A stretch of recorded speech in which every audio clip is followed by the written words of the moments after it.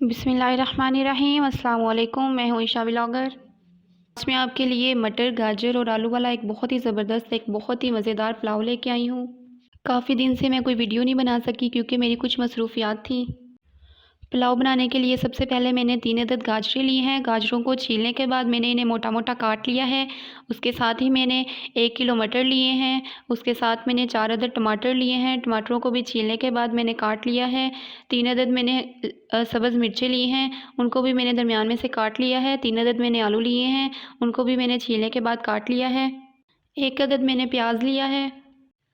1 kilo मैंने चावल लिए हैं। चावलों को अच्छे से साफ़ करने के बाद मैंने इन्हें पानी में भिगो दिया है। आप कोई से भी चावल ले सकते हैं, वो आपकी अपनी मर्ज़ी है। सबसे पहले मैं मटर, गाजर और आलू को पानी में बॉईल कर लूँगी।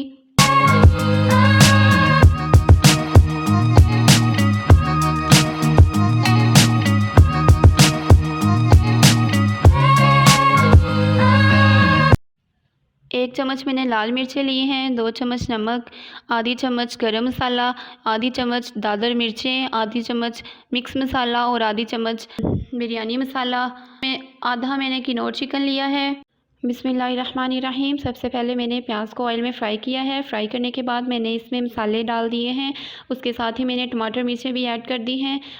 उसके बाद जो मैंने आलू, मटर और गाजरों को फ्राई किया था, उनको भी मैंने ऐड कर दिया है और मैं अब इन्हें अच्छे से मिक्स कर लूँगी।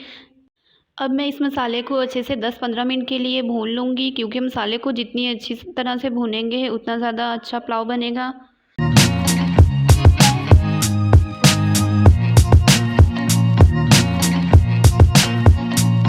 बिस्मिल्लाहिर्रहमानिर्रहीम। 15 मिनट मैंने मसाले को अच्छे से भून लिया है। ये बहुत ही ज़बरदस्त, बहुत ही मज़ेदार लग रहा है, आप देख सकते हैं।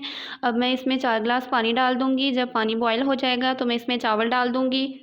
बिस्मिल्लाहिर्रहमानिर्रहीम। पानी बॉयल होने के बाद मैंने इसमें चावल डाल दिए हैं। अब जब एक कनी चावलों में रह जाएगी तो मैं इसे स्लो फ्लेम पे दम पे रख दूँगी।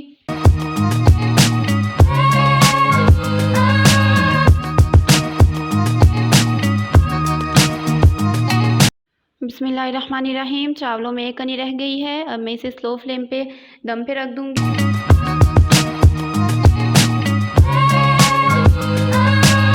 बिस्मिल्लाहिर्रहमानिर्रहीम। आप देख सकती हैं मेरे चावल तैयार हो चुके हैं। ये बहुत ही ज़बरदस्त, बहुत ही मज़ेदार बने हैं। आप ये रेसिपी ज़रूर ट्राई कीजिएगा। अगर आपने कुछ भी पूछना हो तो कमेंट बॉक्स में पूछ सकते हैं। मुझे कमेंट बॉक्स में ज़रूर बताइएगा कि आपको मेरी ये रेसिपी कैसी लगी। अब हम मिलेंगे अगली वीडियो में, तब तक के लिए अल्लाह हाफ़िज़।